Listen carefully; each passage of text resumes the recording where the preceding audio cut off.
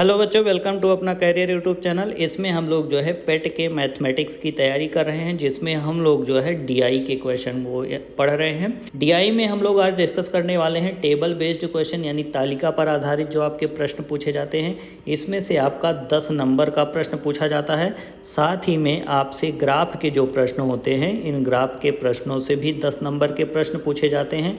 तो कुल मिलाकर के आपका यहाँ से 20 नंबर का प्रश्न पूछा जाता है, ठीक है।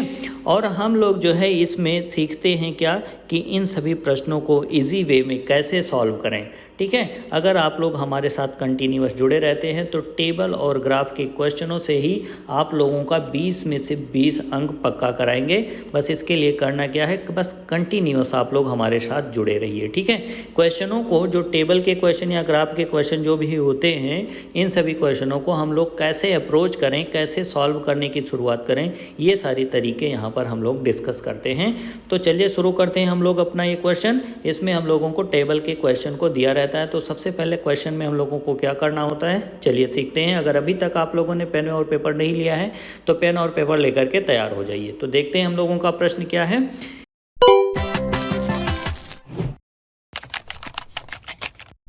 इसमें हम लोगों को एक टेबल दिया गया है। टेबल में जो भी इंफॉर्मेशन दी गई है उसको एक बार में बढ़िया से समझ लीजिए। पहला काम यही करना है आप लोगों को। तो इसमें क्या दिया गया है, एक स्कूल के 5 क्लास हैं, 5 क्लास दिए गए हैं, ठीक है। कौन कौन से क्लास, ये 6 हो गया, 7th 8th 9th और 10th, ये आपके क्लास दिए गए हैं। और इसमें जो है किस वर्ष में कितने परीक्षार्थी बैठे हैं और कितने जो है उत्तीर्ण हुए हैं, इनकी संख्या दी गई है। जैसे वर्ष 2002 में जो है क्लास 6 में जो है 78 बैठे हैं, 65 पास हुए। और जो है 7th में 72 बैठे हैं, 64 पास हुए। इसी तरह से वर्ष 2003 में, 4 में, इन सभी वर्षों में ये इन्फॉर्मेशन हम लोगों को दी गई है, ठीक है।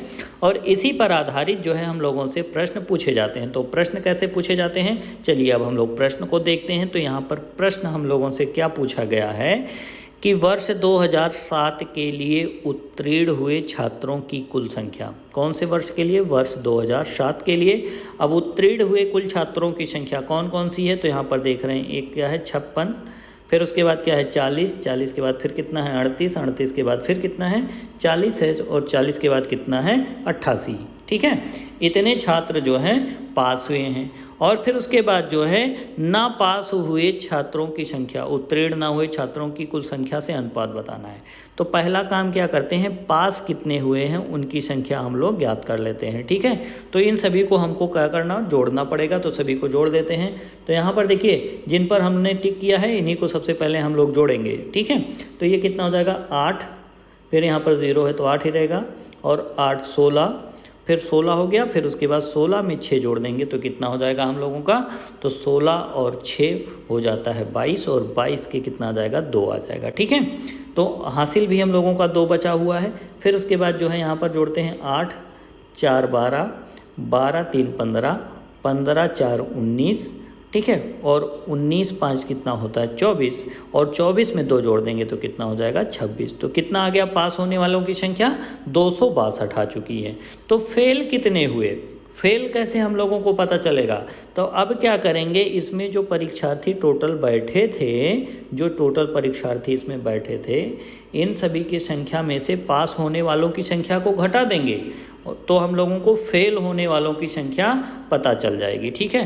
तो फेल होने वालों की संख्या कितनी है, ये हम लोगों को अगर पता करना है तो सबसे पहले बैठे विद्यार्थियों की संख्या को पता करना होगा, ठीक है। तो अब क्या करते हैं, बैठे विद्यार्थियों की संख्या को जोड़ देते हैं। तो यहाँ पर जो है 0 0, यहाँ पर हो गया 0 के बाद जो गोला हम लोग किए हैं उन्हीं को सिर्फ जोड़ना है। यहाँ पर हम लोगों का है 0, फिर उसके बाद यहाँ पर कितना है 2, ठीक है।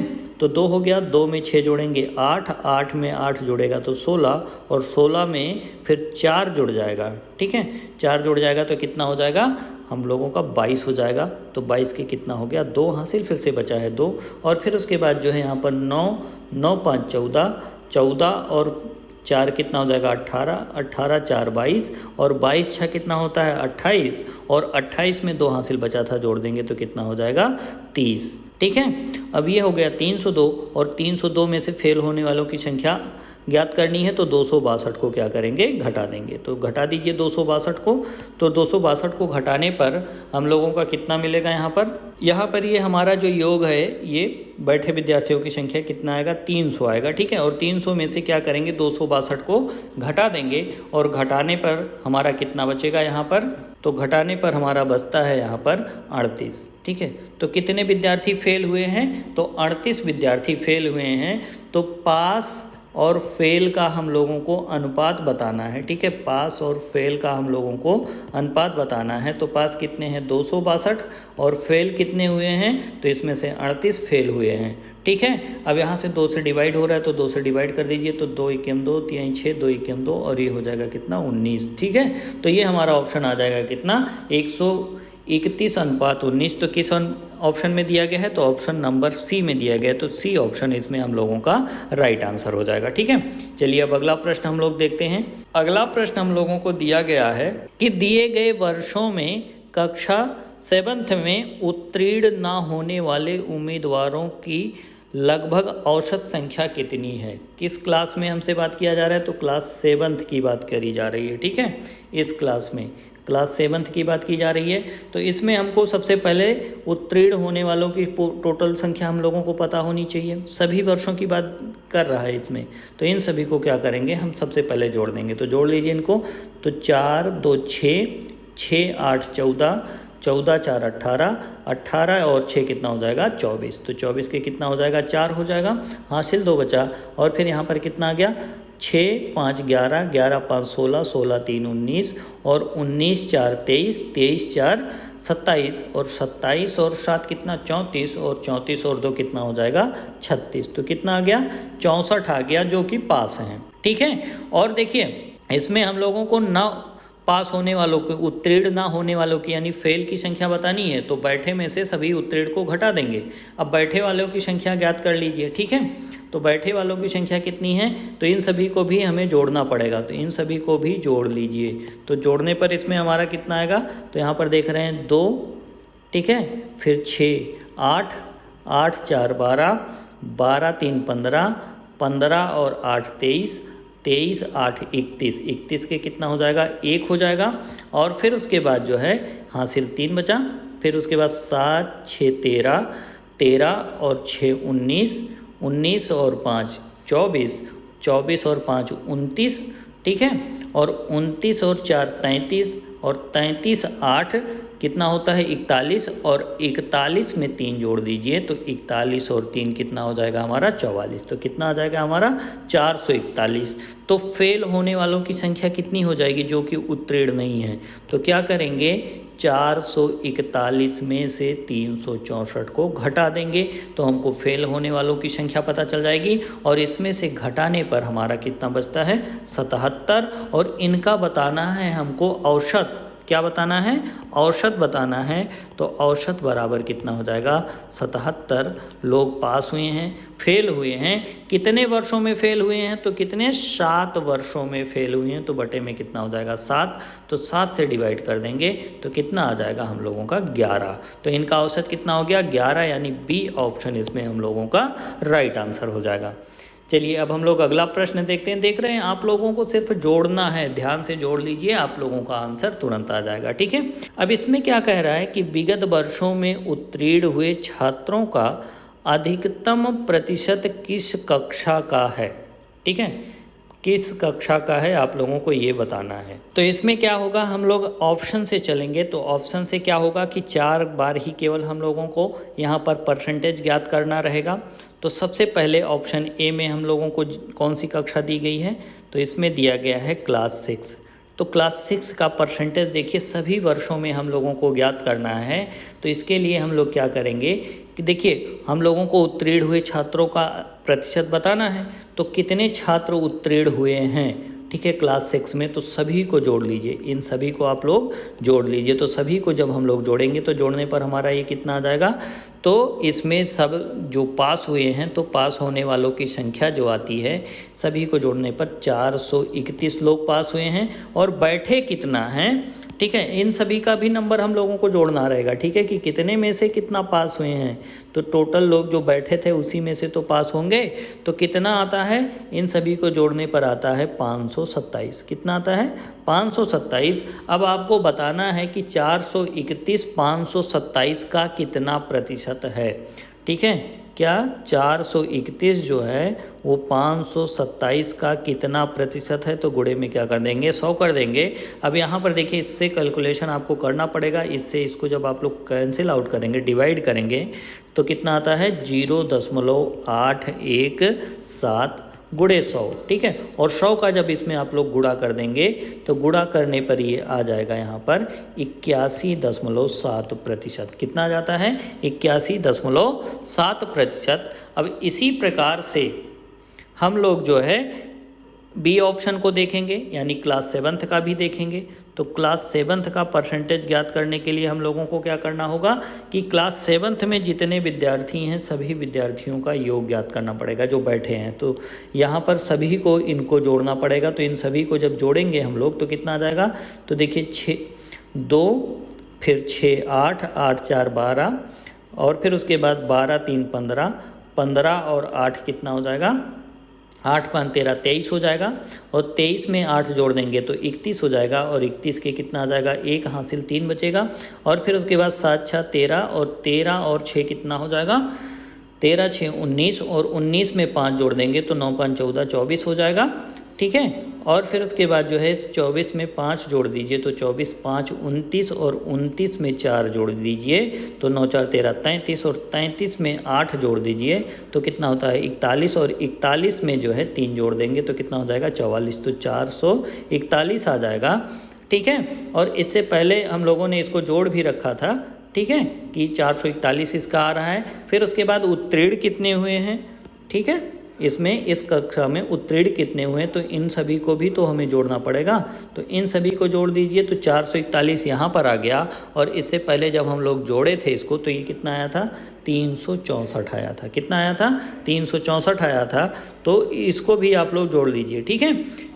तो यहाँ पर हम लोगों का परसेंटेज बताना है कि जो 364 है वो 441 का कितना परसेंट है, ठीक है। 364 जो है 441 का कितना परसेंट है। तो यहाँ पर परसेंटेज बताने के लिए अभी इसमें भी आप लोगों को डिवाइड करना पड़ेगा, ठीक है। और डिवाइड करने पर ही हमारा कितना आता है, यहाँ पर ये 82.5%। कितना आता है, 82.5% आता है। और फिर इसके तरह से जो है हम लोग क्लास 8th का भी ज्ञात करेंगे, ठीक है। तो आप लोगों को तरीका पता चल गया होगा कि कैसे ज्ञात करना है। तो आप लोग जो है तुरंत पेन और पेपर को उठाइए और वीडियो को पॉज कीजिए। आप लोग जो है तुरंत क्लास 8th और फिर उसके बाद जो है इसमें क्लास 10th भी दिया गया है तो क्लास 10th का 9th का हम लोगों को नहीं ज्ञात करना है तो इसका परसेंटेज ज्ञात कीजिए, ठीक है। तो यहाँ पर जब हम लोग 8th का ज्ञात करेंगे तो 8th का ज्ञात करने पर आता है 86.04%, ठीक है। कितना आता है, 86.04%। और जब हम लोग 10th का ज्ञात करते हैं तो 10th का ज्ञात करने में कितना आता है, 91.23% आता है। तो इसमें आप लोगों को बताना क्या था, ठीक है, कि इसका अधिकतम प्रतिशत कौन सा है, ठीक है, अधिकतम प्रतिशत बताना है। तो यहाँ पर देख रहे हैं एक 81 आया, एक 82 आया, एक 86 आया और एक 91 आया। कौन सी क्लास का 91, तो 10th का 91% आया है। तो इसमें डी वाला ऑप्शन हम लोगों का राइट आंसर हो जाएगा, ठीक है। चलिए अगला प्रश्न हम लोग देखते हैं अब।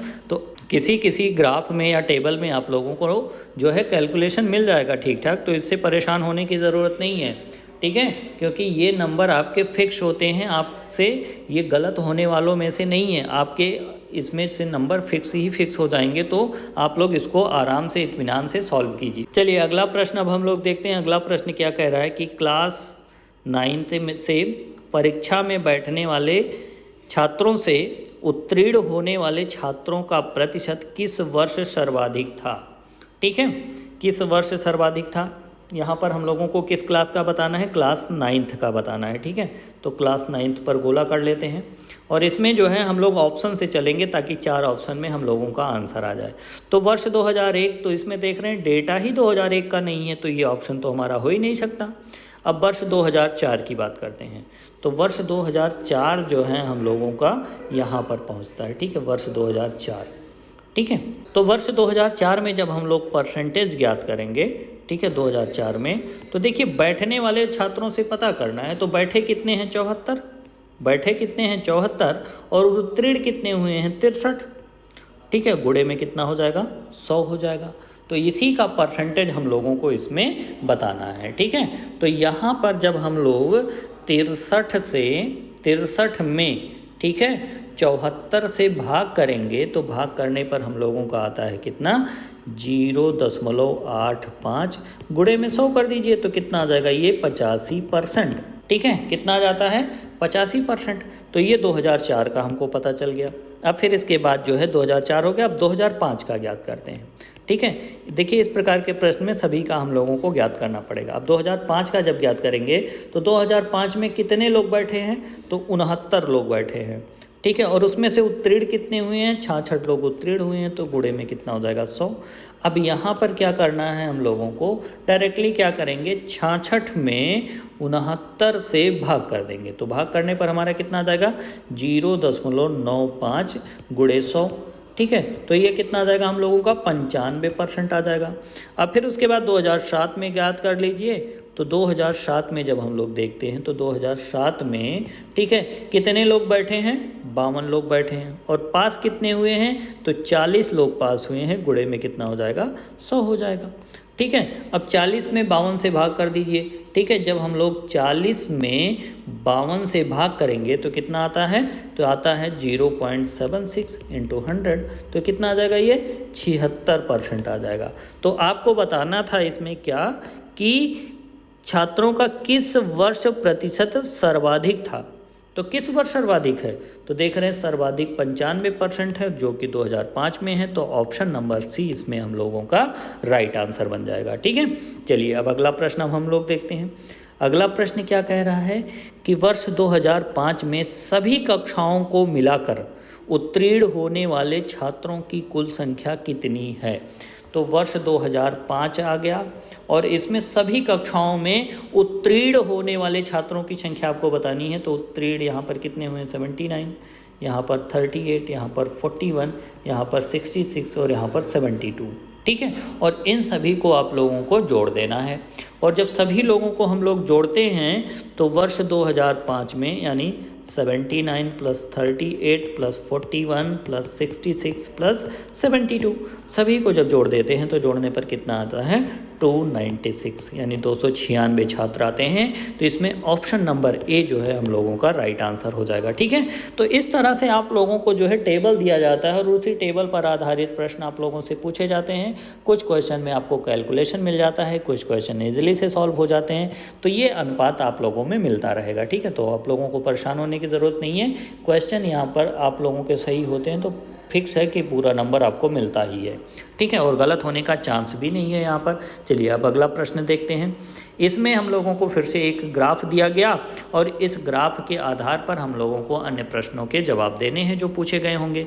इसमें क्या दिया गया है कि 7 संस्थान ABCDEFGHG तक दिया गया है और वर्ष दिया गया है। इन सभी में विद्यार्थियों की संख्या, जैसे कि वर्ष 2002 में संस्थान ए में 750 छात्र थे और 2002 में बी में 640 छात्र थे। इसी तरह से अन्य सभी संस्थानों में अन्य वर्षों में इन्फॉर्मेशन दी गई है, ठीक है। तो चलिए देखते हैं अब प्रश्न कैसे हम लोगों से इसमें पूछा जाता है। तो प्रश्न क्या कह रहा है कि संस्थान ABC में 2003 में विद्यार्थियों की कुल संख्या, ठीक है। तो किस वर्ष में 2003 में, और कौन कौन से संस्थान में ABC में, यानी A, B और C में कुल संख्या कितनी है A plus B plus C, तीनों को जोड़ दीजिए। तो देख रहे हैं यहाँ पर 700, 700 और 600 कितना हो जाएगा, तो ये हो जाएगा आपका 7 7 1400 और 6 कितना हो जाएगा 14 6 20, यानी 2000, ठीक है। और 2000 में 20 और जोड़ देंगे तो कितना हो जाएगा 2020। तो यहाँ पर कितने छात्र हो गए 2020 छात्र हो गए।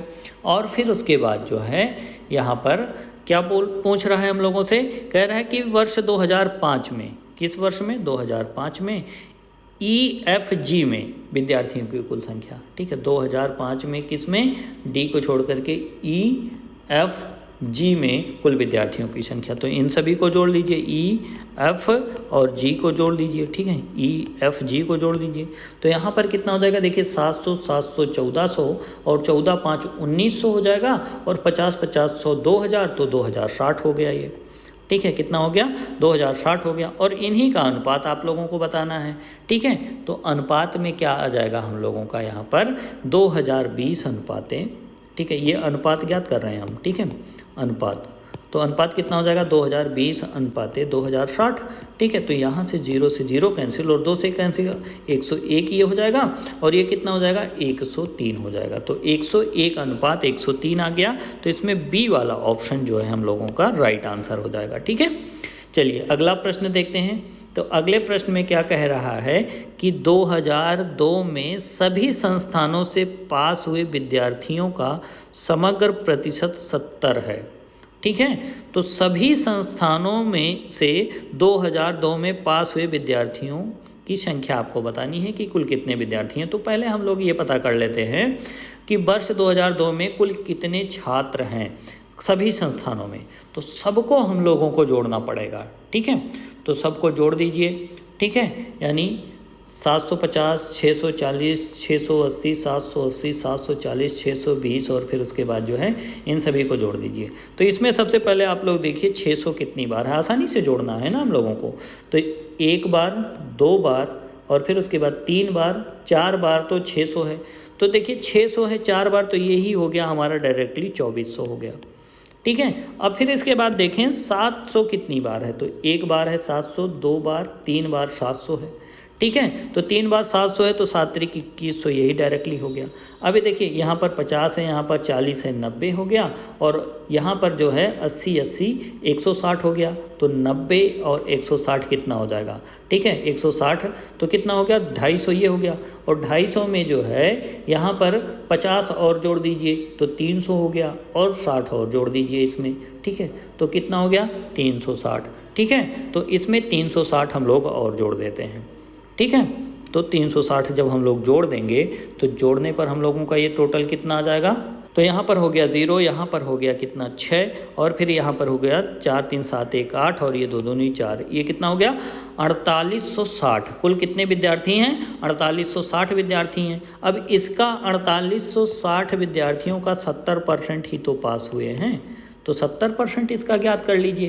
तो 70% कितना है, 2 0 से ये 2 0 कैंसिल आउट हो जाएगा। तो कितना हो गया 486 गुणे 7, और 7 का इसमें कर दीजिए गुणा, ठीक है। तो कितना हो जाएगा यहाँ पर गुणा इन सभी का, तो गुणा देख रहे हैं हम लोग, तो गुणा करने पर हम लोगों का आ जाता है 3402। कितना आ जाता है, 3402 आ जाता है। तो ऑप्शन नंबर ए जो है इसमें हम लोगों का राइट आंसर हो जाएगा, ठीक है। चलिए अब अगला प्रश्न हम लोग देखते हैं। अगले प्रश्न में क्या कह रहा है कि संस्थान बी में दिए गए सभी वर्षों के लिए कुल 60% विद्यार्थी पास हुए, तो पास हुए विद्यार्थियों की औसत संख्या लगभग क्या है, ठीक है। औसत हम लोगों को इसमें बताना है, ठीक है। तो संस्थान बी में दिए गए जो है सभी विद्यार्थी कितने हैं, तो सभी वर्षों में, ठीक है। तो संस्थान बी में इन सभी को जोड़ना पड़ेगा, सबको जोड़ दीजिए, ठीक है। तो सबको जोड़ने के लिए फिर से वही टेक्निक अपनाइए आप लोग, ठीक है। कैसे टेक्निक अपनाएंगे, संस्थान बी में सभी छात्र कितने, तो देखिए यहाँ पर तो ऐसे भी जोड़ सकते हैं, तो ये हो जाएगा 0। फिर उसके बाद जो है यहाँ पर सभी को जोड़ें तो 6 6 12, और फिर उसके बाद जो है 4 4 8 और 6, तो ये हो जाएगा यहाँ पर हम लोगों का 2। फिर उसके बाद जो है यहाँ पर आ जाएगा 4720 हो जाएगा हम लोगों का टोटल, ठीक है। तो अब इसमें जो है 60% विद्यार्थी क्या है पास हुए हैं, तो पास कितने हो गए, पास हुए विद्यार्थियों की संख्या, तो 4720 का क्या कर लेते हैं 60% ज्ञात कर लेते हैं। तो 2 0 से 2 0 कैंसिल हो जाएगा। तो कितना हो गया 472 गुणे 6, और 472 का जब 6 में हम लोग गुणा कर देंगे तो ये हम लोगों का आ जाता है कितना 2832। तो इतने विद्यार्थी हैं, ये विद्यार्थियों की संख्या पास होने वालों की पता चल गई।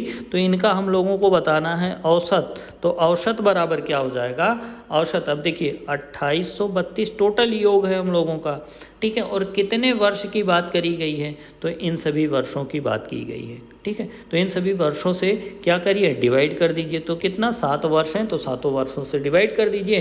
तो डिवाइड करने पर हमारा कितना आता है, ये आता है 404.5।